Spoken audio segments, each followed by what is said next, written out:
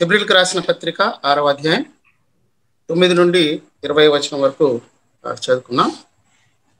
అయితే ప్రియులారా, మేము ఇలాగ చెప్పుచున్నను, మీరు ఇంతకంటే మంచిదియు రక్షణకరమైనదియునైన స్థితిలోనే ఉన్నారని రూఢిగా నమ్ముచున్నాం.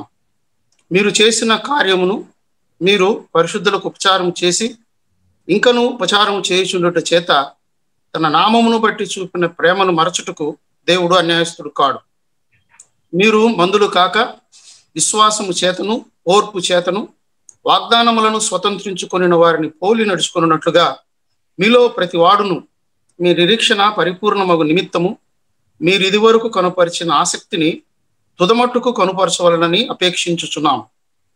దేవుడు అబ్రహామునకు వాగ్దానం చేసినప్పుడు తనకంటే ఏ గొప్పవాని తోడు అని ప్రమాణం చేయలేకపోయాను గనుక తన తోడు అని ప్రమాణం చేసి, నిశ్చయముగా నేను నిన్ను ఆశీర్వదింతును, నిశ్చయముగా నిన్ను విస్తరింపజేతును అని చెప్పాను. ఆ మాట నమ్మి అతడు ఓర్పుతో సహించి ఆ వాగ్దాన ఫలము పొందాను. మనుషులు తమకంటే గొప్పవాని తోడు అని ప్రమాణం చేతురు. వారి ప్రతి వివాదములోను వివాదాంశమును పరిష్కారం చేయనది ప్రమాణమే. ఈ విధముగా దేవుడు తన సంకల్పము నిశ్చలమైనదని ఆ వాగ్దానమునకు వారసులైన వారికి మరి నిశ్చయముగా కనుపరచవలనని ఉద్దేశించిన వాడై తాను అబద్ధమాడజాలని నిశ్చలమైన 2 సంగతులను బట్టి మన ఎదుట ఉంచబడిన నిరీక్షణను చేపట్టుటకు శరణాగతులమైన మనకు బలమైన ధైర్యము కలుగునట్లు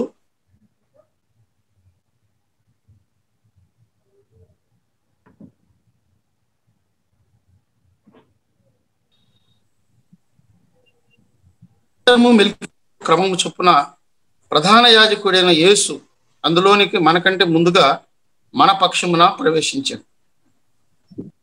ప్రభునందు ప్రియమైన సహోదరి సహోదరులారా, ఆదివారం సాయంకాలం వాక్య ధ్యానం కొరకై చేరి వచ్చిన ప్రియులందరికీ ప్రభు నామమున మొదటిగా నా యొక్క ప్రేమందనాలు తెలియజేస్తున్నా. కుటుంబంతా ఏకీవించి మీకు వందనాలు తెలియజేస్తున్నాం. విజయానందం గారిని గురించిన అప్డేట్ నేను వినలేకపోయాను, కానీ ప్రభు కాపాడుతూ వస్తున్నాడు. ఇంకా పూర్ణ నెమ్మది ఇవ్వాలని, పూర్తిగా కోలుకోవాలని సహోదరుని కొరకు ఎక్కువగా మీరు ప్రార్థన చేయాలని ప్రభు నామమున మనవి చేస్తున్నాం. పిట్టా గారు చెప్పినట్టుగా ఈ సంవత్సరంలో నాకు బీపీ హెచ్చుతగ్గులు అలాగే షుగర్ హెచ్చుతగ్గులు కనబడుతున్నవి. డాక్టర్ను సంప్రదిస్తే అవి ఫ్లక్చుయేషన్స్ కాదు అని అంటున్నారు, కానీ రీడింగ్స్ లో తేడా తప్పకుండా కనబడుతున్నాయి. గత వారంలో కూడా 2-3 సార్లు అలా జరిగింది. అందుకే బ్రదర్ విజయానంద గారి గురించి డైలీ ఇచ్చే అప్డేట్ గత వారంలో సరిగా ఇవ్వలేకపోయాం. కొంచెం నిదానించి ఒకేసారి పంపించాలని ఆశిస్తున్నాము. ప్రభు కృప కొరకు విజయానంద గారి కొరకును, నా కొరకును, అలాగే తీవ్రమైన బలహీనతల్లో ఉన్న ప్రభు పిల్లలందరి కొరకు కూడా మీరు ప్రార్థన చేయాలని ప్రభు నామున మనవి చేస్తున్నాను. మంచిది. హెబ్రీ పత్రికలో ఈ రాత్రి మనం 6వ అధ్యాయం చివరి ధ్యానం చేయబోతున్నాం. 6వ అధ్యాయంలో చివరి ధ్యానం అంటే మొదటి 10 వచనాలు పోయినసారి చదువుకొని ధ్యానం చేస్తూ వచ్చాం. అయినా ఈ రాత్రి తిరిగి 9 నుండి చదివించాం. దానికి కారణం ఉన్నది. హెబ్రీ పత్రిక ఒక్కొక్క అధ్యాయంలో మన ప్రభు ఎలాగూ శ్రేష్ఠుడుగా ఘనుడుగా ఉన్నాడో మనం జ్ఞాపకం చేసుకుంటూ వస్తున్నాం కదా. ప్రవక్తల కంటే శ్రేష్ఠుడు అని మొదటి అధ్యాయం, దేవదూతల కంటే శ్రేష్ఠుడైన వారి కంటే తక్కువగా చేయబడ్డాడు అది 2వ అధ్యాయం, మోషే కంటే శ్రేష్ఠుడు 3వ అధ్యాయం, యెహోషువ కంటే శ్రేష్ఠుడు 4వ అధ్యాయం, మనకు విశ్రాంతిని సిద్ధపరిచిన వాడు, అహరోను కంటే శ్రేష్ఠుడు అని 5వ అధ్యాయంలో మనం ధ్యానం చేస్తూ వచ్చాం. 6వ అధ్యాయంలో ధర్మశాస్త్రము కంటే శ్రేష్ఠుడు, లేక మూలపాఠముల కంటే శ్రేష్ఠుడు, లేక సూత్రముల కంటే ఆచారముల కంటే శ్రేష్ఠుడు అని మనం చెప్పుకున్నాం. 5వ అధ్యాయం చివరిలో 11 నుండి రాయబడిన వచనాలు కలిపి 6వ అధ్యాయంలో ఈ మూల పాఠాలు విడిచిపెట్టి మూల పాఠాలు అనే పునాది మరలా వేయకుండా కట్టడంలో ఇంకా పైకి కొనసాగుదాం అనే విషయాన్ని దైవజనుడు పౌలు వారికి నేర్పిస్తున్నాడు. సంపూర్ణుల మొదటకు సాగిపోదము అనే హెచ్చరిక 2వ వచనం చివరిలో మనం గమనిస్తున్నాం. Let us press on to maturity. ప్రభువైన యేసు క్రీస్తు యొక్క పురుషత్వానికి సమానమైన పురుషత్వం కలవారు మగు వరకు ప్రభు ఎలాగ నియమించాడు అని ఎఫెసీ పత్రిక 4లో చెప్పిన మాటను ఇక్కడ దాదాపుగా ఉదాహరిస్తున్నాడు. ప్రభువును అంగీకరిస్తే చాలదు కానీ మనం సంపూర్ణులు కావాలి, సంపూర్ణతలోనికి మనం సాగిపోవాలి, మనం ఇంకా ఎదగాలి అని ప్రభు మనతో మాట్లాడుతున్నాడు. పత్రిక అంతటిలో కొంత క్లిష్టతరమైన వచనాలు 4-6 వచనాల్లో ఉన్నవని, ఇవే సంగతులు మళ్ళా 10వ అధ్యాయంలో వేరే రకంగా చెప్పాడని మనం జ్ఞాపకం చేసుకున్నాం. అక్కడ ఒక దృష్టాంతాన్ని లేఖనాల్లోంచి మనం జ్ఞాపకం చేసుకున్నాం, గుర్తుంది కదా. ఇస్కరియోతు యోధ 3.5 సంవత్సరాలు ప్రభుతో కూడా ఉన్నవాడే, వెలిగింపబడినట్టుగా ఉన్నాడు కానీ లోపల వెలుగు, రక్షణ వెలుగు కలగలేదు. పరలోక సంబంధమైన వరాన్ని ఊరక రుచి చూచినట్టున్నాడు కానీ అనుభవించలేదు, జీర్ణం చేసుకోలేదు. పరిశుద్ధాత్మ కార్యం అతనిలో ప్రారంభమైంది కానీ పూర్తిగా లోబడలేదు. అలాగే దేవుని దివ్య వాక్యాన్ని ఆయన రుచి చూచాడు కానీ ఆ వాక్యాన్ని పూర్తిగా అంగీకరించలేదు. రాబో యుగ సంబంధమైన శక్తుల ప్రభావం కూడా, పరలోకం ఎలా ఉంటుంది, పాతాళం ఎలా ఉంటుంది, ఇవన్నీ తెలిసి కూడా అతడు నిజంగా హృదయాన్ని ప్రభుకి ఇవ్వలేదు. రక్షణానుభవం అతనికి కలగలేదు. ప్రభువుతో ఉన్నాడు కానీ ప్రభువులో లేడు అనే సంగతిని మనం జ్ఞాపకం చేసుకున్నాం. గారడీ సీమోను సంగతి కూడా అపోస్తుల కార్యంలో నుండి మనం జ్ఞాపకం చేసుకున్నాం కదా. కాబట్టి ఇటువంటి వారు రక్షణానుభవం కలిగిన వారు కాదు. నిజంగా రక్షణానుభవం కలిగిన వారికి ఎవ్వరికి కూడా రక్షణ పోయేది కాదు. వారిని నూతన పరచుట అసాధ్యము అనే మాట వారికి చెందింది కాదని అనుభవం కలిగిన భక్తులు, దైవజనులు ఇచ్చిన అభిప్రాయాలు కూడా మనం జత చేసి జ్ఞాపకం చేసుకున్నాం. పరిశుద్ధాత్మ ఆవేశముతో రాయబడిన లేఖనాలు, పరిశుద్ధాత్మ వ్యాఖ్యానమే శ్రేష్టమైనది. Best commentator is the spirit of God. దేవుని పరిశుద్ధాత్మ వ్యాఖ్యానమే ఉత్తమమైనది. కనుక ఆ సంగతులు మనము జ్ఞాపకం చేసుకున్నాం. అక్కడ ఒక స్వాభావికమైన దృష్టాంతాన్ని పెట్టాడు. 7-8 వచనాల్లో ఫలించే భూమి, ఫలింపని భూమి, శపించబడే భూమి, పనికిరానిదని విసర్జింపబడి కాల్చివేయబడే భూమిని కూడా చెప్పాడు. తరచుగా కురిసే వర్షం, వాక్యం అనుకుందాం. వాక్య వర్షాన్ని బాగా సమృద్ధిగా త్రాగినా పంట ఫలించకపోతే, దేవునికి అనుకూలమైన పైరు ఫలించకపోతే ఏమవుతుంది? అది శాపం పొందదగినదే కదా, అది కాల్చివేయబడేదే కదా, అది నిత్యనాశనానికి వెళ్ళిపోయేదే కదా. ఆ సంగతిని చాలా స్పష్టంగా ఆ పొలము ఎటువంటిది, ఫలించేదా ఫలించనిదా, ఎంత వాక్యం విన్నా, ఆయన కార్యాలు ఎంతగా చూసినా, ఆ పైన 4-6 వచనాలు చెప్పిన మాటలే వాటికి జత చేసి ఆయన చెప్పాడు. కాబట్టి విశ్వాస భ్రష్టులుగా ఎవరు ఉండకూడదు. ఈ రాత్రి కూడా రక్షణ విషయంలో నిశ్చయితను గురించి నేను మరోసారి గట్టిగా స్థాపించాలని, నొక్కి చెప్పాలని ఆశిస్తున్నాను, ప్రార్థిస్తున్నాను. వాక్యం బోధించే వారి కన్నా యవనస్తులుగా ఉన్నవారు, నడివయస్కులుగా ఉన్నవారు, రక్షణ విషయం సందేహాలు ఉన్నవారు తప్పక కనెక్ట్ అయ్యి ఈ సంగతులను దేవుని వాక్యములో నుండి మీరు దయతో గమనించాలని ప్రభు నామమున నేను మనవి చేస్తున్నాను. దేవుని వాక్యాన్ని సమర్థవంతంగా చెప్పగలవారు అక్కడక్కడ కొద్దిమగ్గా ఉన్నారు. అయినా పత్రికలో వరుసగా మనం వెళ్ళిపోతుండగా వాస్తవానికి 6వ అధ్యాయం 10 వచనాలతో ముగించవచ్చు, 20 వచనాల వరకు అక్కర్లేదు. కానీ పరిశుద్ధాత్మ ఆ భాగాన్ని ఎందుకు ఇచ్చాడు అంటే, మరి నిశ్చయముగా, వెరిలీ వెరిలీ అని ఓల్డ్ ఇంగ్లీష్ లో చెప్పేవారు. వెరిలీ వెరిలీ యోహాను సువార్తలో ఆ మాట చాలా సార్లు మనం చదువుతాం. అంటే ప్రభు ఏం చెప్తున్నాడు? నిశ్చయంగా చెప్తున్నాడు. నిత్య జీవము మీకు రావచ్చు రాకపోవచ్చు అనే సందేహాలు ఆయన మనకి ఇవ్వడం లేదు. రక్షణ ఎంత నిశ్చయమైనదో రాత్రి మరొకసారి మనం జ్ఞాపకం చేసుకుందాం. దానిని దృఢపరచడానికి మరొక 10 వచనాలు, అంటే 11 నుండి 20 వరకు వచనాలు ఆయన రాస్తున్నాడు. వీటిని రాత్రి ధ్యానం చేసి అధ్యాయాన్ని మనం ముగించుకున్నాం. 9-10 వచనాల్లో పోయినసారి ముగింపులో మనం చెప్పుకున్నాం, హెబ్రీ విశ్వాసులారా మీరు అపాయకరమైన స్థితిలో లేరు అని ఆయన చెప్తున్నాడు. విన్నారా? You are not in a dangerous state, కానీ మంచి స్థితిలో ఉన్నారు. కాల్చివేయబడే స్థితి కాదు, అది మంచి స్థితిలో ఉన్నారు.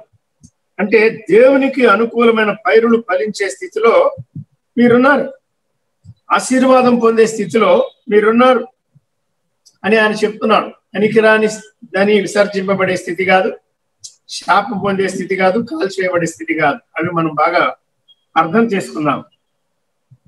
You're in a better state, అది రక్షణకరమైన స్థితిలోనే ఉన్నారని రూఢిగా నమ్ముచున్నాము అన్నాడు. అన్నారా ఈ మాట? రూఢిగా నమ్ముచున్నాము అనేది పౌలు యొక్క భాష. ఒకసారి తిమోతి 2వ పత్రిక బ్రదర్ చదవండి. తిమోతి 2వ పత్రిక 1:12.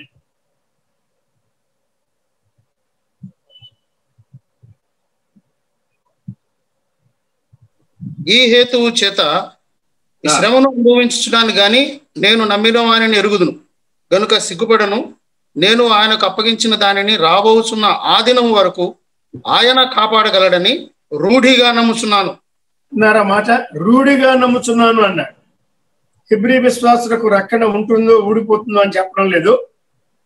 మీరు రక్షణకరమైన స్థితిలో ఉన్నారని రూఢిగా నమ్ముచున్నాను అని చెప్పారు. అలాగే తన విశ్వాస విషయం కూడా, what I have committed to him I'm పర్సువేడెడ్, I'm doubly sure, ఆయన ఆ రోజు వరకు కాపాడగలని రూఢిగా నమ్ముతున్నాను అన్నాడు. మన తొట్టుపాట్లు ఉన్నాయి, మన బలహీనతలు ఉన్నాయి, మన తొందరపాట్లు ఉన్నాయి, మన భావోద్రేకాలు ఉన్నాయి. వీటన్నిటి మధ్య ఆయనకు నేనేది అప్పగించానో దానిని ఆ దినము వరకు, అంటే ప్రభు ప్రత్యక్షత వరకు ఆయన కాపాడగలని రూఢిగా నమ్ముచున్నాను అని ఆయన చెప్తున్నాడు. 3వ అధ్యాయం 14-15 కూడా చదవండి. 3వ అధ్యాయం తిమోతి 2వ పత్రిక 3:14-15.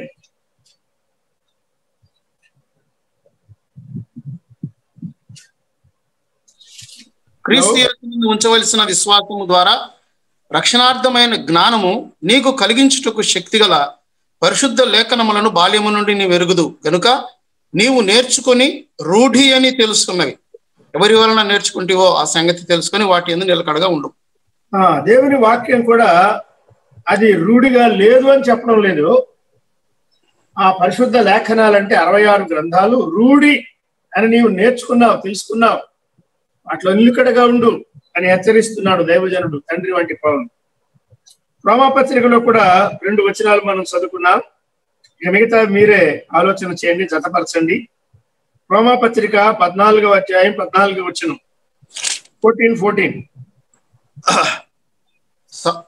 సహజముగా ఏది నిషిద్ధం కాదని నేను ప్రభువైన యేసునందు ఎరిగి రూఢిగా నమ్ముచున్నాను. రూఢిగా నమ్ముచున్నాను అన్నారు. ఈ మాట వివాదాస్పదమైన విషయాలు రాస్తున్నాడు. చాలా మంది వాదాలు చేసుకుంటున్నారు ఆ విషయాల్లో. చాలా మంది తీర్పు తీరుస్తున్నారు వేరే వారికి. కొంతమంది ఇంకా మెట్టు దాటి ఇతరులకు అడ్డము ఆటంకం కలుగు చేస్తున్నారు. తమకు తేటగా తెలియని విషయాలు వేదికలు ఉపయోగించి వివాద సంబంధమైన సంగతులను ప్రకటిస్తున్నారు కొంతమంది. అది ఎంత మాత్రం క్షేమకరం కాదు. మనము దీన మనసుతో నేర్చుకోవాలి, వాటిని అంగీకరించాలి. నా అభిప్రాయాలు సరిగా లేవంటే, నా వ్యాఖ్యానం సరిగా లేదంటే క్రమపరచుకోవాలి. కానీ నేను చెప్పేదే నేను అట్లనే చెప్తాను, మీరు ఏమైనా చేసుకోండి అని ఇట్లా విర్రవీగి నిర్లక్ష్యంగా మాట్లాడడం ఏ విశ్వాసికి తగదు స్నేహితులా. రూఢిగా నమ్ముచున్నాను అని ఆయన చెప్తున్నాడు. సహజంగా ఏది నిషేధింపదగినది కాదు. దీని గురించి వేరే స్థలాల్లో కూడా ఆయన రాస్తున్నాడు. అయితే నిషిద్ధము అని ఎంచుకొని వానికి అది నిషిద్ధమే అని రాస్తున్నాడు. భోజన పానాల విషయము, దినాల విషయము, ఇంకా అనేక విషయాలు అందులో రాస్తున్నాడు. అయినా పౌలు ఏది నమ్మినా రూఢిగా నమ్మేవాడు. మరొక సంగతి, మన విశ్వాస జీవితంలో 8వ అధ్యాయం చూడండి, రోమాపత్రిక 8:38-39 వచ్చిన. మరణమైనను జీవమైనను, దేవదూతలైనను ప్రధానులైనను, ఉన్నవి అయినను రాబోవున్నవి అయినను, అధికారులైనను ఎత్తైనను లోతైనను, సృష్టింపబడిన మరి ఏదైనను మన ప్రభు అయిన క్రీస్తు యేసునందలి దేవుని ప్రేమ నుండి మనలను ఎడబాప నేరవని రూఢిగా నమ్ముచున్నాను. మనం చదివిన 4 వచనాల్లో రూఢిగా రూఢిగా రూఢిగా అని తేటగా ఉన్నది కదా. రూఢిగా అనేది తెలుగులో చాలా చక్కని మాట. కనుక అఫర్మేటివ్ అనేవారు ఇంగ్లీష్లో, అలాగే ఇది చాలా ఖచ్చితంగా చెప్తున్నాడు. ష్యూర్, నేను ఖచ్చితంగా చెప్తున్నాను. It is certain. ఇది డబ్లీ ష్యూర్. 2 సార్లు అయిన అనుకున్న రెట్టింపుగా 2 పాళ్ళుగా కూడా ఇది నమ్మదగినది, రూఢి అయినది అంట. ఇంకెందుకు సందేహం? రక్షణ విషయం ఎవరు సందేహపడదు. నేను పాపిని గ్రహించావా? పశ్చాత్తాపడ్డావా? సువార్తను అంగీకరించావా? పరిశుద్ధాత్మను ఒప్పించినప్పుడు ఒప్పుకున్నావా? క్రీస్తు యేసుని హృదయంలో స్వీకరించావా? సహోదరుడా, సహోదరి, అలాగైతే నీవు ముద్రింపబడిన పడవే, ఆయన పట్టీలో ఉన్నావు. నువ్వేమి సందేహించనక్కరలే. మీరు రక్షణకరమైన స్థితిలో ఉన్నారని రూఢిగా నమ్ముచున్నాను అని వ్రాస్తున్నాడు. రండి, హెబ్రీ పత్రిక 6వ అధ్యాయం 9వ వచనంలో ఆ మాట వ్రాస్తూ, రక్షణ అనేది అది స్థిరమైనదిగా ఉంటుంది. మనం ఈరోజు నిశ్చయము అనే మాట గుర్తుపెట్టుకుందాం. అది ఖచ్చితమైనది అనే మాట ఆయన చెప్తున్నారు. ఏది ఖచ్చితమైనది? రక్షణ ఖచ్చితమైనది, రక్షణ నిశ్చయమైనది, అది పోయేది కాదు. రక్షణ విషయం మనం ఏమీ సందేహించకూడదు. గొప్ప రక్షణ అన్నాడు 2వ అధ్యాయం, నిత్య రక్షణ అన్నాడు 5వ అధ్యాయం, నిత్యమైన విమోచన అన్నాడు 9వ అధ్యాయం, సంపూర్ణ రక్షణ అన్నాడు 7వ అధ్యాయం. ఇలా ఎన్నో మాటలు ఇదే పత్రికలో మనం చదువుతున్నాం కదా. రక్షణలో స్థిరపరచడానికి రాస్తున్నాడు కానీ రక్షణలో వివాదాలు లేపడానికి కానీ సందేహాలు తీసుకొని రావడానికి కానీ పరిశుద్ధాత్మ ఉద్దేశం కాదు అని మనం ఖచ్చితంగా తెలుసుకున్నాం. తర్వాత మనం రక్షణకరమైన స్థితిలోనే ఉన్నాము అనే దానికి మరి ఒక ఆధారం చూపిస్తున్నాడు ఆయన. ఒక దృష్టాంతం చూపించాడు భూమిని గూర్చి. తర్వాత ఇప్పుడు వారి ప్రస్తుత స్థితి, వారి రక్షణకరమైన స్థితిని గురించి మాట్లాడుతూ మరొక ఆధారం చూపిస్తున్నాడు ఆయన. ఏమిటి ఆధారం? చదవండి ఇప్పుడు 10వ వచనం, 6వ అధ్యాయం 10 నుండి 12 వరకు ఒకేసారి చదువు సార్. మీరు చేసిన కార్యమును మీరు పరిశుద్ధులకు ఉపచారము చేసి ఇంకను ఉపచారము చేయుచుండుట చేత తన నామమును బట్టి చూపిన ప్రేమను మరచుటకు దేవుడు అన్యాయస్తుడు కాడు. మీరు మందులు కాక విశ్వాసము చేతను ఓర్పు చేతను వాగ్దానములను స్వతంత్రించుకొనిన వారిని పోలి నడుచుకున్నట్లుగా మీలో ప్రతి వాడును మీ నిరీక్షణ పరిపూర్ణమగు నిమిత్తము మీరు ఇది వరకు కనుపరిచిన ఆసక్తిని తుదమట్టుకు కనుపరచవలనని అపేక్షించుచున్నాం. మంచిది. హెబ్రీ విశ్వాసులు గాని ప్రభువును స్పష్టంగా అంగీకరించిన ఎవరే గాని నిశ్చయమైన రక్షణ పొందిన వారు వారి యొక్క రక్షణ నిశ్చయము అనడానికి మరి యొక్క ఆధారం వారి జీవితంలో నుండి చూపిస్తున్నారు. ఇటీవల డాక్టర్ మిత్రా గారు తెస్సలోని పత్రిక మొదటి అధ్యాయ ధ్యానంలో వారిలో ఉన్న 3 ముఖ్యమైన లక్షణాలు చెప్పారు కదా. విశ్వాసం ఉన్నది, ప్రేమ ఉన్నది, నిరీక్షణ ఉన్నది. ఈ 3 అనుసరించవలసినవి మన జీవితంలో తప్పక అవి వెంబడించాలి. ఒట్టి విశ్వాసం కాదు. విశ్వాసం ఉన్నదా క్రియలు ఉంటాయి, ప్రేమ ఉన్నదా ప్రయాస ఉంటుంది, నిరీక్షణ ఉన్నదా ఓర్పు ఉంటుంది. ఈ సంగతులు కొలసే పత్రికలో చెప్పాడు, కొరింథీ 13లో చెప్పాడు, తెస్సలోని పత్రికలో చెప్పాడు, ఇంకా అక్కడక్కడ కూడా మనం చూస్తున్నాం. హెబ్రీ 6లో కూడా చెప్తున్నాడు. ఆ 3 కలిపి చెప్పాడు. ఇది ట్రిప్లెట్, విశ్వాసము, ప్రేమ, నిరీక్షణ 3 చెప్పాడు. కనుక హెబ్రీ విశ్వాసంలో ఏమున్నది? నమ్ముకున్నాం అక్కడ ఆగిపోయిన వారు కాదు. వారిలో క్రియలు ఉన్నాయి. వారు ఏం చేస్తున్నారు? పరిశుద్ధులకు ఉపచారము చేసి అన్నాడు. పరిశుద్ధులకు ఉపచారం పరిచర్య చేస్తున్నారు. చేసి ఆగిపోయిన వారు కాదు, ఇంకను ఉపచారము చేయుచుండ చేత అన్నాడు.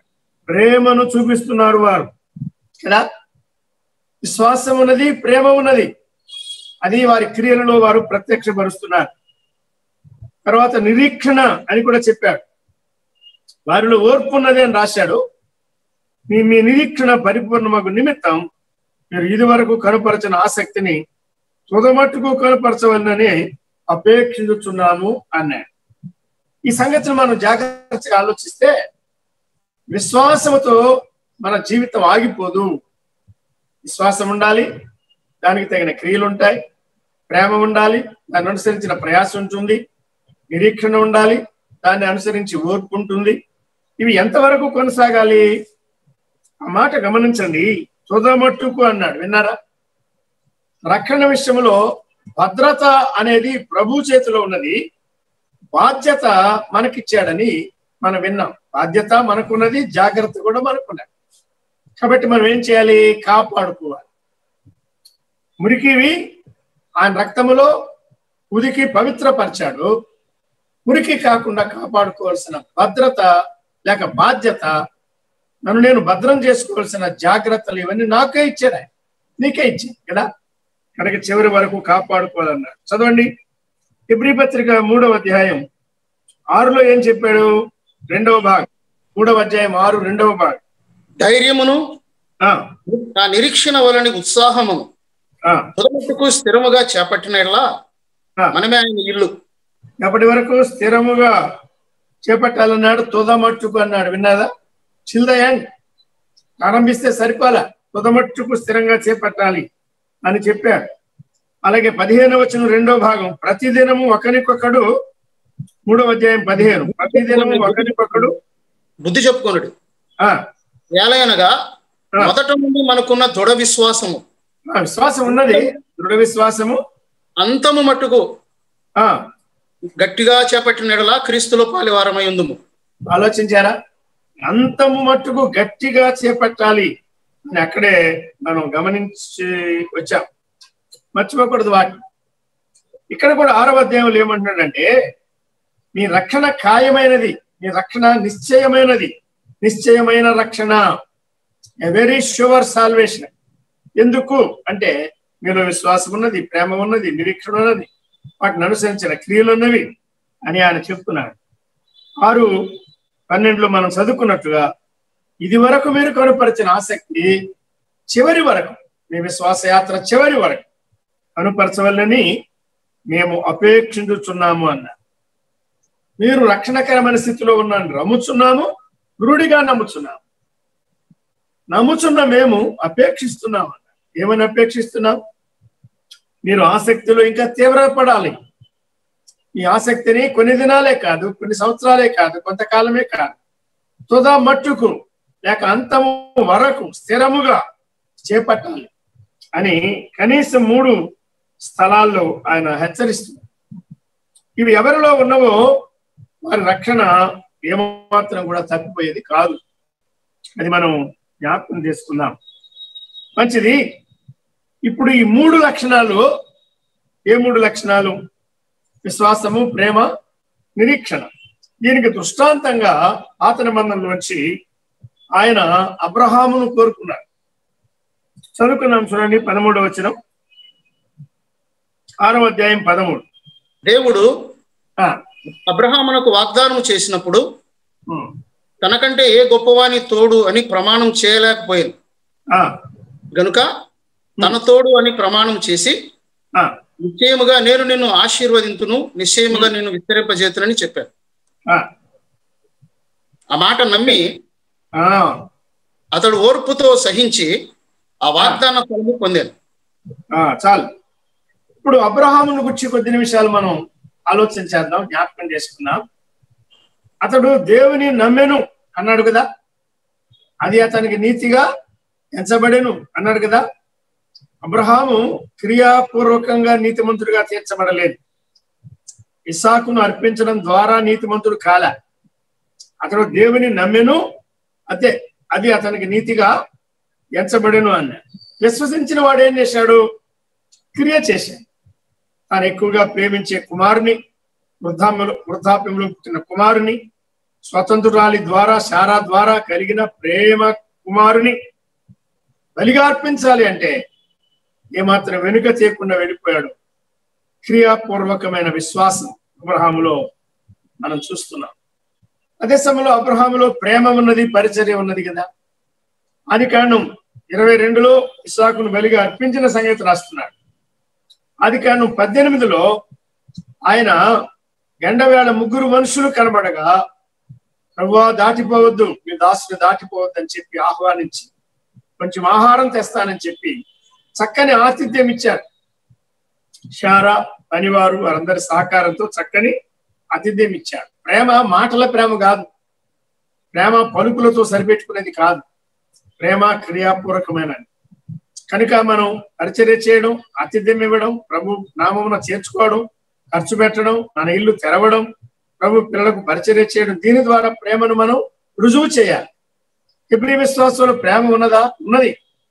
మీరు పరిశుద్ధులను చేర్చుకుంటున్నారు, ఉచ్చారం చేస్తున్నారు, తన నామమును బట్టి మీరు ప్రేమ చూపించారు, ఇంకా ఉపచారం చేస్తున్నారు. కనుక మీరు చూపించిన ప్రేమ మర్చిపోవడానికి దేవుడు అన్యాయస్తుడు కాదు. అంటే మీరు అబ్రహామును పోలిన వారుగా ఉన్నారు. అబ్రహాముకున్నంత విశ్వాసం లేకపోయినా విశ్వాసం ఉన్నది, క్రియలు ఉన్నాయి, ప్రేమ ఉన్నది, పరిచర్య ఉన్నది, ఆతిథ్యం ఉన్నది కదా. తర్వాత అబ్రహాములో నిరీక్షణ ఉన్నది. అబ్రహాము దేని కొరకు ఎదురు చూస్తున్నాడు? పునాదులు గల పట్టణము కొరకై అతడు ఎదురు చూస్తున్నాడు.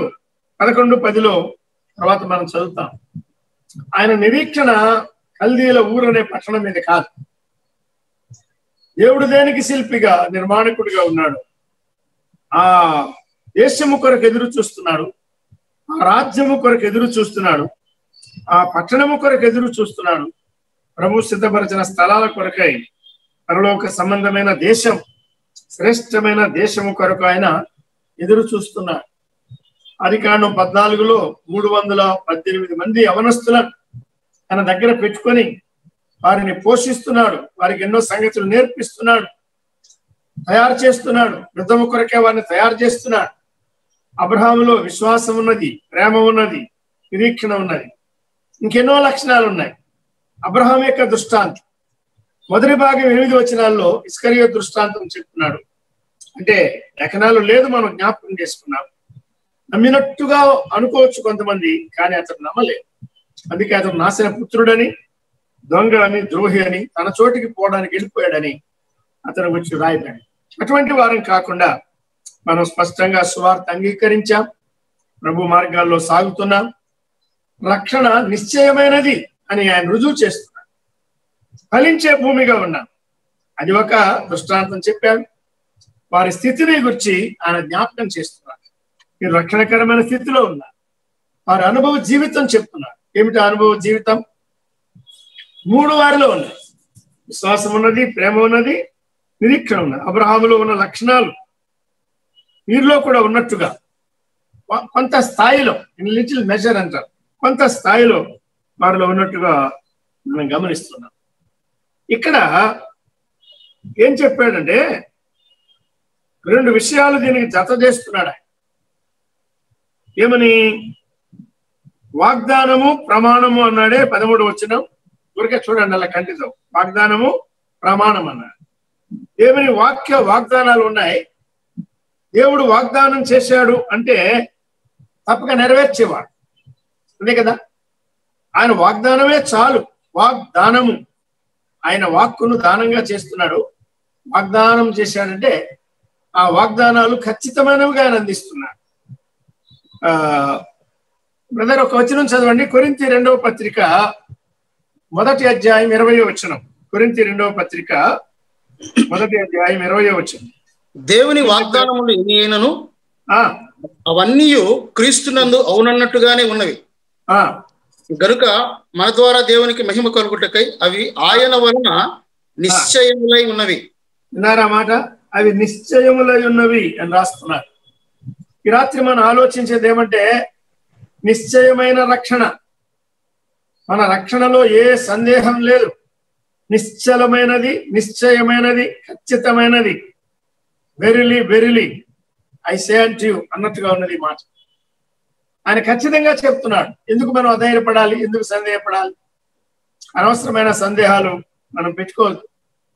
మనం లోకంలో ఉన్నాం, బలహీనం కనుక మనసులో అనవసరమైన ఆలోచనలు వస్తాయి. కానీ వాక్యమును బట్టి మనం జయించాలి. దేవుని వాక్యమే మన ఆధారం. ఇక్కడ వాగ్దానాలు చెప్తున్నాడు, అవి నిశ్చయమైన వాగ్దానాలు అన్నాడు. విన్నారా? All the promises of the word of God. దేవజనులు భక్త్ సింగ్ గారు సహవాసానికి బాగా నేర్పించారు. గ్రంథ వాగ్దానములన్నీ నావి అని. బైబిల్ పైకి పెట్టుకుని గ్రంథ వాగ్దానములన్నీ నావి అని పాట పాడుతూ ఉంటారు brothers. Praise the Lord brothers, praise the Lord sisters. మళ్ళా సంవత్సరానికి ఒక వాగ్దానం అని కాగిత ముక్కలు నమ్ముతూ ఉంటారు. గ్రంథ వాగ్దానాలన్నీ నమ్మాలి మనం. అన్ని క్రీస్తులు ఎలా ఉన్నాయి? అవును, ఆమె అన్నట్టుగా ఉన్నాయి. ఏది తప్పేది కాదు. ఆయన వాగ్దానం ఏది చేసినా అది తప్పిపోయేది కానే. నేను ఫెయిల్ అవుతాను, నువ్వు ఫెయిల్ అవుతావు. దేవుడు ఎప్పుడు తన మాట తప్పిపోయేవాడు కాదు. కనుక వాగ్దానములు నిశ్చయమైన వాగ్దానాలు అని ఆయన చెప్తున్నాడు. ఒకసారి కిందికి రండి, మళ్ళీ పైకి వద్దాం. 17వ వచనం చదువుయా. ఈ విధముగా దేవుడు తన సంకల్పము నిశ్చలమైనదని వాగ్దానమునకు వారసులైన వారికి మరి నిశ్చయముగా కనుపరచవాలని ఉద్దేశించిన వాడే. దేవుడు తన సంకల్పము నిశ్చలమైనది అని తెలుపగోరి అని రాస్తున్నాడు. విన్నారా? కాబట్టి రక్షణ నిశ్చలమైనది, నిశ్చయమైనది.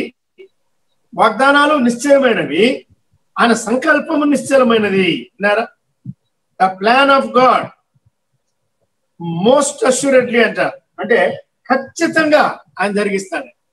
ప్రకృతి పట్ల ఆయనకున్న సంకల్పం, యూదుల పట్ల ఆయనకున్న సంకల్పం, అన్యుల పట్ల ఆయనకున్న సంకల్పం, సంఘము పట్ల ఆయనకున్న సంకల్పం. ఆయన సంకల్పము నిశ్చయమైనది. విన్నారా?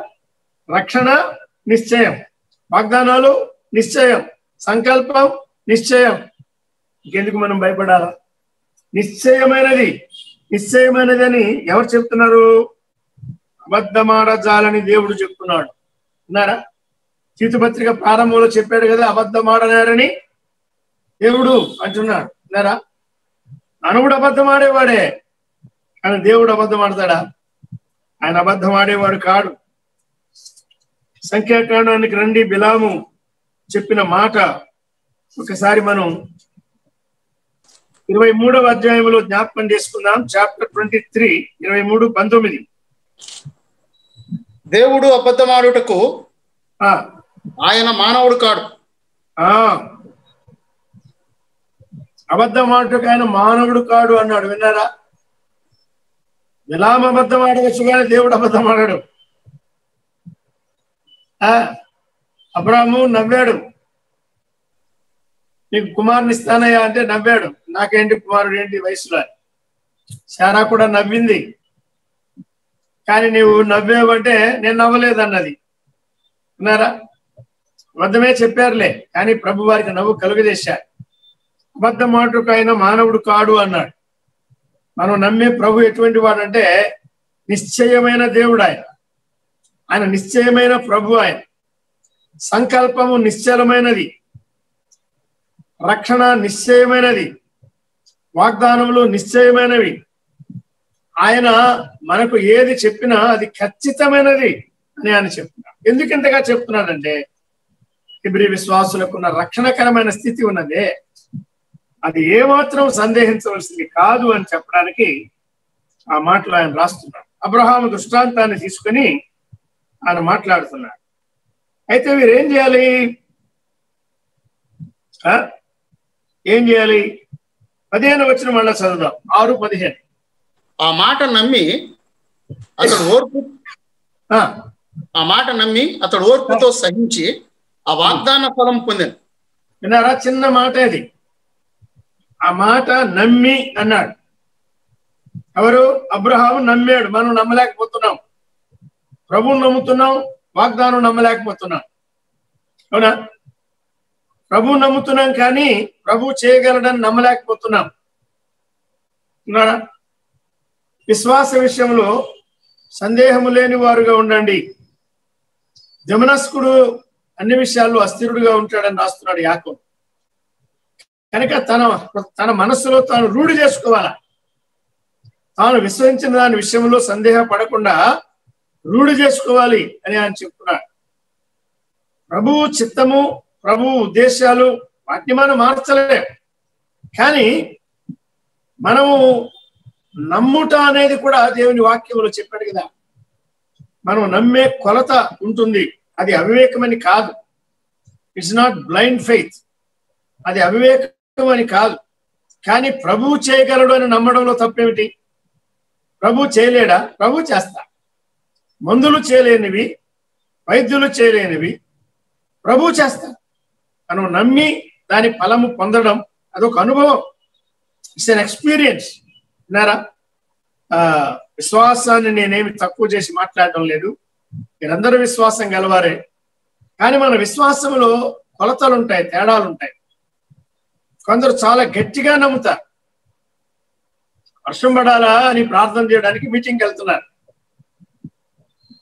కానీ ఎవరు ఛత్రి తీసుకుపోవడంలా. ఒక చిన్న అమ్మాయి మాత్రం ఛత్రి తీసుకొస్తారు. ఎందుకంటే మనం ప్రార్థన చేస్తే తప్పకుండా వర్షం పడుతుంది. అప్పుడెందుకు తలదాడవాలా, బట్టలు దడవాలా? వర్షం ఖచ్చితంగా ప్రవహిస్తాడని నమ్ముతున్నది పడకముందే. అది విశ్వాసం. చైల్డ్ లైక్ ఫెయిత్ అంటారు. అందుకే ఒక చిన్న పిల్లలకు ఉండే విశ్వాసం అంటే విశ్వాసం. నాలో నీరు రావాలని ప్రభు ఆశిస్తున్నాడు స్నేహితులారా. ఆ మాట నమ్మి అన్నాడు. నమ్మితే చాలదు. రెండవది ఏంటి? ఓర్పుతో సహించాడు అన్నాడు. విన్నారా? అబ్రహాము ఎంత ఓర్చుకున్నాడు?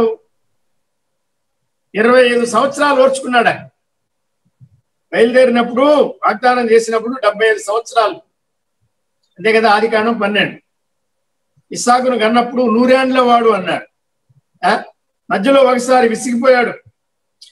దేవా ఏమిచ్చిన ఏమి దమస్కు ఎలీజరే నా ఆస్తి కర్త అగును కదా, నా ఇంటి వారసుడు అగును కదా అని సందేహపడ్డాడు. ఎందుకయ్యా? వెలపలికి రా. నువ్వెందుకు ఇలా లోపల ఉన్నావు? వెలపలికి రా. కమౌట్. నీ వెలపలికి వస్తే నేనెవరో, నేనేం చేస్తానో చూస్తావు. అది రాత్రి వేళ. చూడు, పైకి చూడు. చేతనైతే నక్షత్రాలు లెక్క పెట్టమన్నాడు. ఎవరు లెక్క పెట్టగలరు?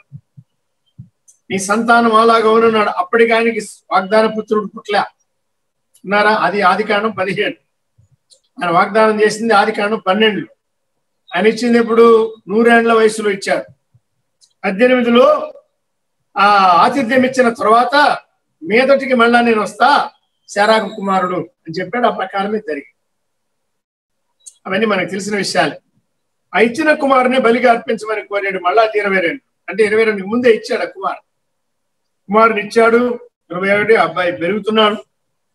ఇదంతా అక్కడ రాయబడి. కానీ అబ్రహాం ఏం చేశాడు?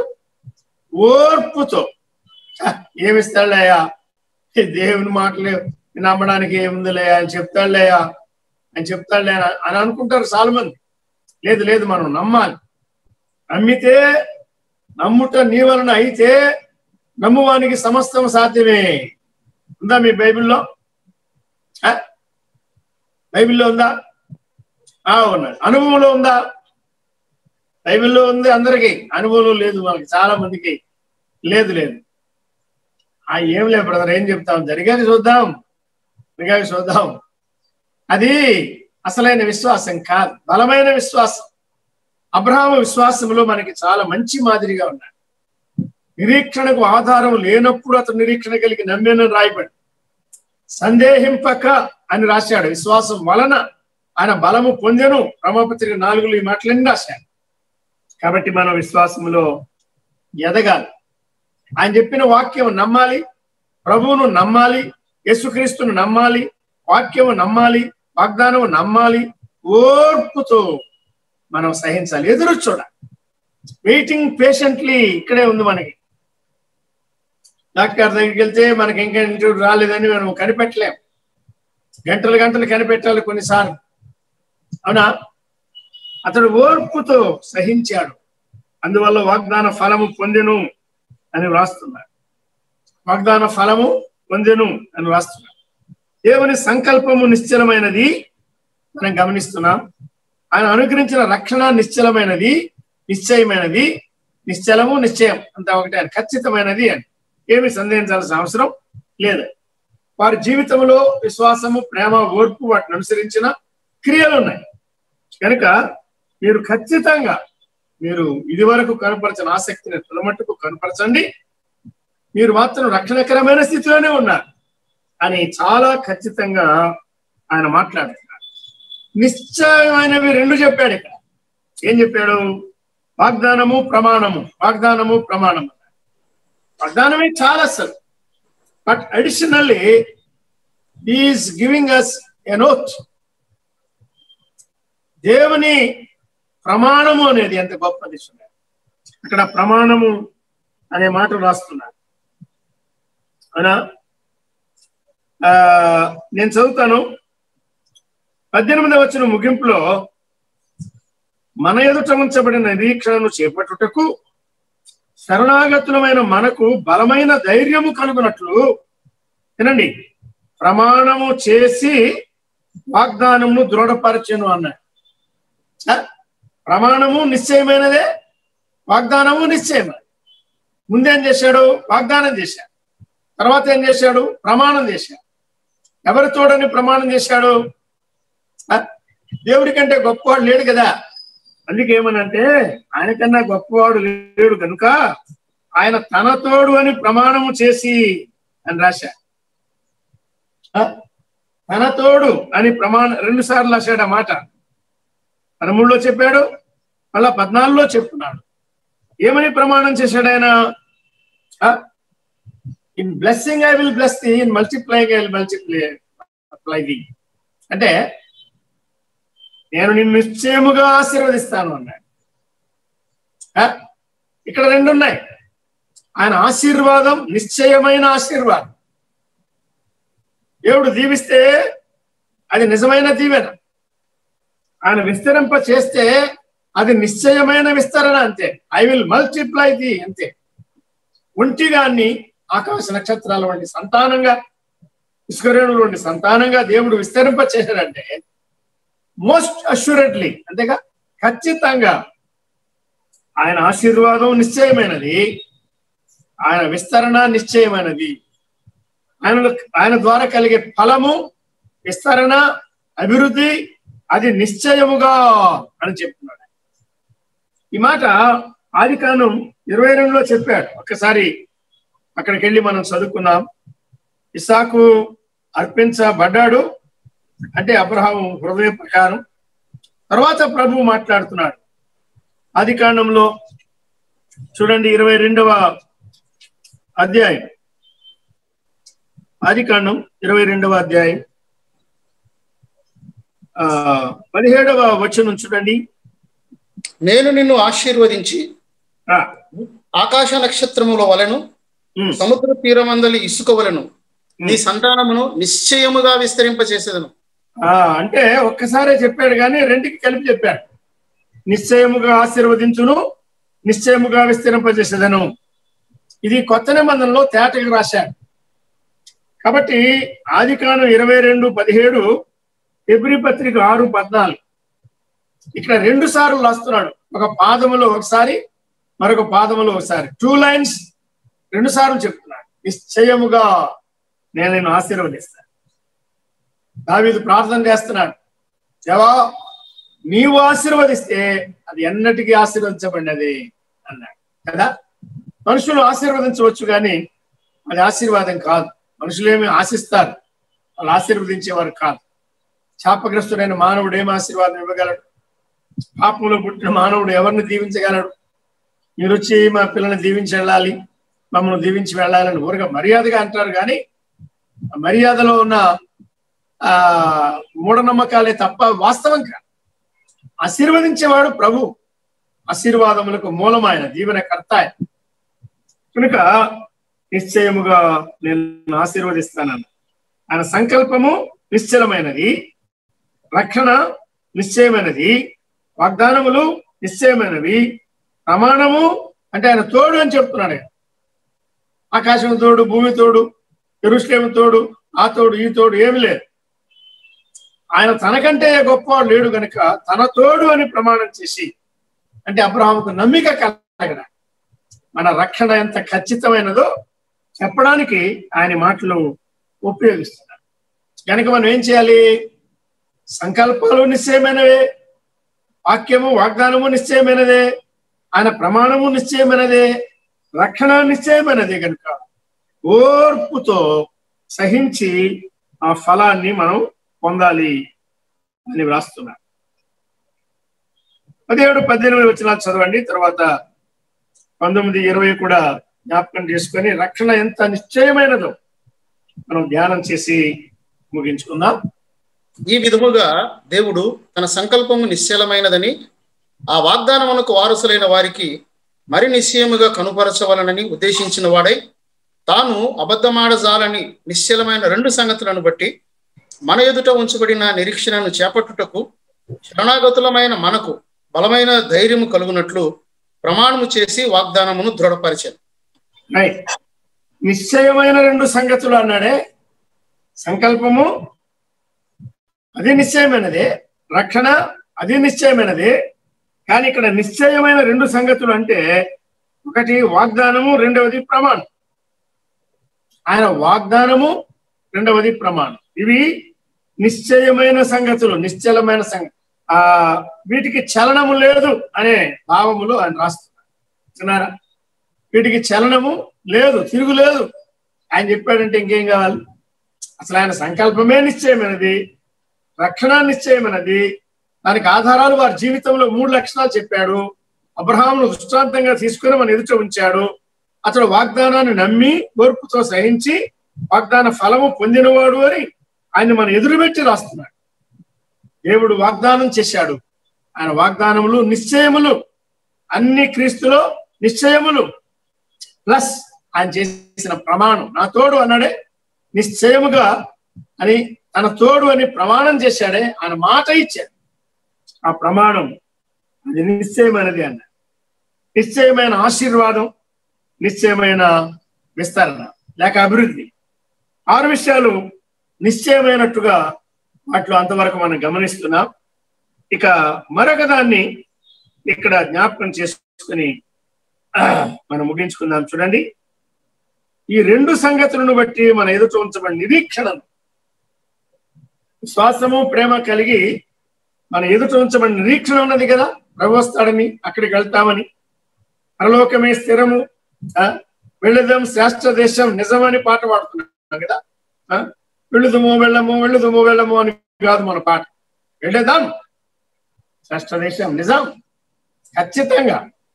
ఆది సంభూతిని ఆధారభూతిని అనే పాటలో కూడా నిర్దోషి ఆయనే, నిష్కల్మషుడు ఆయనే, నీతి ఆయనే అని చివరిలో నిత్య జీవము, నిత్య రక్షణ, నిత్య విమోచన, నిశ్చలము, నిశ్చయం అని మనం పాట పాడుతున్నాం. గమనించారా? అది ఇక్కడున్న మాట, నిశ్చయం అని చెప్తున్నారు. పరలోకానికి వెళ్తాము వెళ్ళము, మహిమలో ఉంటాము ఉండము, ప్రవచనముడు ఎత్తబడదు ఎత్తబడము అనే సందేహాలు మనకు అక్కర్లేదు స్నేహితుల. నీడ్ నాట్ డౌట్, మన ప్రభు ఖచ్చితంగా మనల్ని అక్కడ చేర్చేవాడు. ఎలా చెప్పగలమంటే, ఆ నిరీక్షణ మన ఆత్మకు లంగరు వలె ఉన్నది, తెర లోపల ప్రవేశిస్తున్నది అని రాస్తున్నాడు. 19 వచనం విన్నారా? ఒక ఓడకు తెర అంటే ఆ ఓడకు లంగరు ఉన్నట్టుగా, లంగర్ చాలా ప్రాముఖ్యమే. నీళ్ళలో వేస్తారు, క్రింద వేస్తారు, లేక కొన్నిసార్లు గట్టు మీద ఉండే ఇనుప రాడ్స్ కి కట్టి ఉంచుతారు, గొలుసులతో కట్టించారు. కానీ మన నిరీక్షణ ఎక్కడ ఉందంటే, ఇట్ ఈస్ ఇన్సైడ్. ఎక్కడ? ఇన్ ద హెవెన్లీస్, పరలోకములో ఉన్నది. మన ఆత్మకు లంగరు వలె అది పరలోకంలో ఉన్నది, లోపల ఉన్నది అని ఆయన చెప్తున్నారు. ఒక భక్తుడు ఏమన్నాడంటే, our anchor is not in sand, అది ఇసుకలో లేదు, బట్ ఇన్ ది హెవెన్లీస్, పరలోకంలో ప్రభువుతో కూడా మన నిరీక్షణ ఉన్నది అని ఆయన చెప్తున్నాడు. నిశ్చయమైన నిరీక్షణ. ప్రభు వస్తాడా? ఖచ్చితంగా వస్తాడు. మనం కొనుక్కోబడతామా? ఖచ్చితంగా కొనుక్కోబడతాం. తండ్రి ఇంటిలో ఉంటామా? ఖచ్చితంగా ఉంటాం. ఎలా చెప్పగలం? అదిగో రక్షణ. హెబ్రీ 6లో రక్షణ కాయపర చెప్తున్నా. మీరు అంతకుముందు ఈ విషయాలు ధ్యానించారో లేదో నాకు తెలియదు. అంతకుముందు ఈ క్రమములో మీరు విన్నారో లేదో నాకు తెలియదు. నేను వీటిని ధ్యానించి అందించడం ఇది మొదటిసారి. హెబ్రీ పత్రిక 6 నేను అప్పుడప్పుడు అక్కడక్కడ చెప్పాల్సి వచ్చింది, కానీ ఈ రాత్రి మనం ధ్యానిస్తున్నటువంటి క్రమం ఉన్నది, అది నిశ్చయమైనది అనేది ఇది మొదటిసారి. ఆయన సంకల్పం నిశ్చలమైన, రక్షణ నిశ్చలమైన, వాక్యము నిశ్చలమైన, వాగ్దానము నిశ్చలమైన, ఆయన ప్రమాణము నిశ్చలమైన, మనకు నిరీక్షణ నిశ్చలమైన. ఇక చివరిగా ఏం చెప్తున్నాడంటే 20వ వచనం చదవండి. 6:20 నిరంతరము మెల్కీసెదెకు క్రమము చొప్పున ప్రధాన యాజకుడైన యేసు అందులోనికి మనకంటే ముందుగా మన పక్షమున ప్రవేశించెను.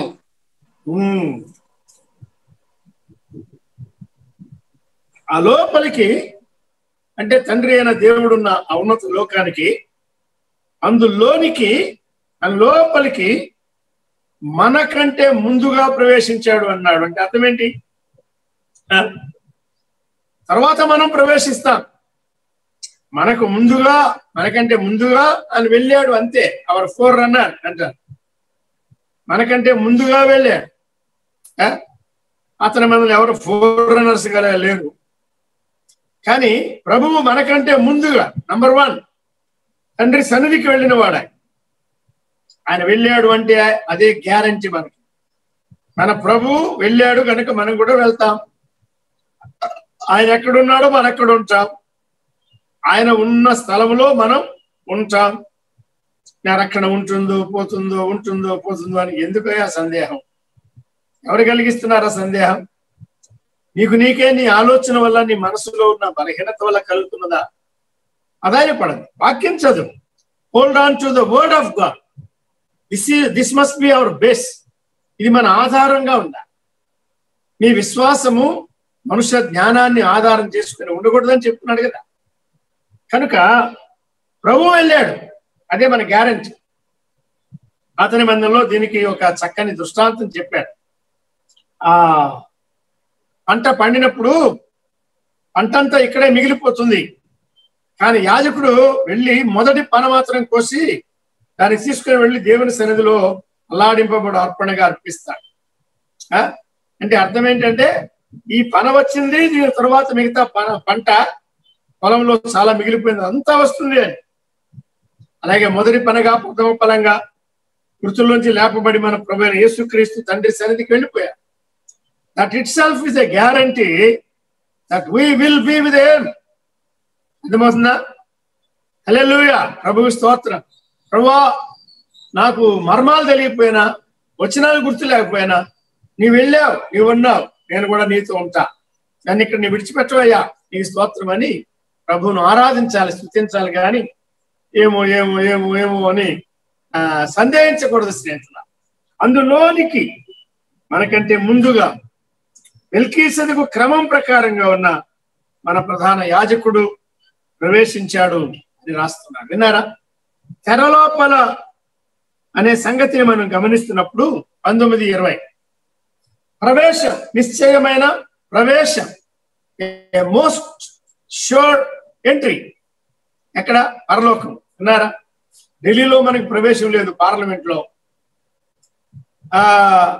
కొన్నిసార్లు గవర్నర్ దగ్గర ప్రవేశం లేదు, ముఖ్యమంత్రి దగ్గర ప్రవేశం లేదు, ప్రధానమంత్రి దగ్గర ప్రవేశం లేదు అనుకోవచ్చు. కానీ ప్రభువు దగ్గర పరలోకములో మనకి ప్రవేశం. ప్రధాన యాజకుడు ఎలా వెళ్ళేవాడు మనకు తెలుసు కదా. సంవత్సరానికి ఒక్కసారే నాదాబు అబీహులు చనిపోయిన తర్వాత నేను ఎల్లప్పుడూ రాకూడదని ప్రభు చెప్పాడు కనుక ఆ ధూపపీఠాన్ని లేక వేదికను ధూపార్తిని తీసుకొని ఆ ధూప ద్రవ్యాలు ఆ నిప్పుల మీద వేసేవాడు ప్రధాన యాజకుడు. ఎక్కడ? తెర దగ్గర బయట ఉండగానే ఆ పొగతో అంతా కరుణాపీఠం అంతా కమ్ముకున్నప్పుడు, ఆ మబ్బులు కమ్మినప్పుడు, ఆ పొగ కమ్మినప్పుడు అతడు వెళ్ళేవాడు, భయముతో వణుకుతో వెళ్ళేవాడు, వస్తాను రాను. కానీ మన ప్రధాన యాజకుడు అట్లగా తన సొంత రక్తముతో ప్రవేశించాడు. ఆయన మనకు బదులు మనిషిగా, మన ప్రతినిధిగా ప్రవేశించాడు. Our representative. ఆ మొదటి పని ఆయనే, ముందుగా వెళ్ళిన వాడు ఆయన. ఆయన వెళ్ళాడు కనుక నీకేం అర్థం కాకపోయినా నన్ను రక్షించిన ప్రభు అక్కడ చేరాడు లోపల, కనుక నేను కూడా అక్కడికి వెళ్తాను. మనకంటే ముందుగా వెళ్ళాడు అని అక్కడ రాస్తున్నాడు. అవర్ యాంకర్, మన లంగర్ ఆయనే, అవర్ ఫోర్ రన్నర్, మనకంటే ముందుగా వెళ్ళిన వాడే, మన పక్షముగా మన ప్రతినిధిగా వెళ్ళిన వాడే, మనల్ని చేర్చేవాడు ఆయన. ఆయన మనను వెంట పెట్టుకుని వెళ్ళడానికి రాబోతున్నాడు. అనుకోని గడియలో ప్రభు రాబోతున్నాడు. కనుక హెబ్రీ పత్రిక 6వ అధ్యాయం రక్షణ విషయంలో సందేహాలు కలిగించడానికి కాదు. ఈ రాత్రి మనం ధ్యానం చేస్తూ వచ్చాం. మీరు రక్షణకరమైన స్థితిలో ఉన్నారు. అది ఎటువంటి రక్షణ? సందేహాస్పదమైన రక్షణ కాదు, అనుమానించవలసింది కాదు. అది ఎటువంటిది? నిశ్చయమైన రక్షణ అన్నాడు. దేవుని సంకల్పం ఎటువంటిది? నిశ్చయమైనది. ఆయన వాగ్దానాలు ఎటువంటివి? నిశ్చయమైనవి. ఆయన ప్రమాణాలు నిశ్చయమైనవి. మన నిరీక్షణ నిశ్చయమైనది. లేక లంగరు నిశ్చయమైనది. మన ఆశీర్వాదం నిశ్చయమైనది. మన అభివృద్ధి నిశ్చయమైనది. మన ప్రవేశం మహిమలో పరలోకములో మన ప్రవేశం కూడా అది మరీ ఖాయమైనది అని ప్రభు వాక్య భాగం ద్వారా మనతో మాట్లాడుతున్నాడు. నేను ఆయనకు అప్పగించిన దాన్ని ఆ దినము వరకు ఆయన కాపాడగలరని నేను రూఢిగా నమ్ముచున్నాను అని పౌలు చెప్పిన ప్రకారం, పౌలుతో పాటు మనం కూడా అబ్రహాము వలె విశ్వాసము, ప్రేమ, నిరీక్షణ, వాటిని అనుసరించిన క్రియలు కలిగి ఆసక్తిని తుద వరకు కనుపరచడానికి జాగ్రత్త కలిగి ఉన్నాం.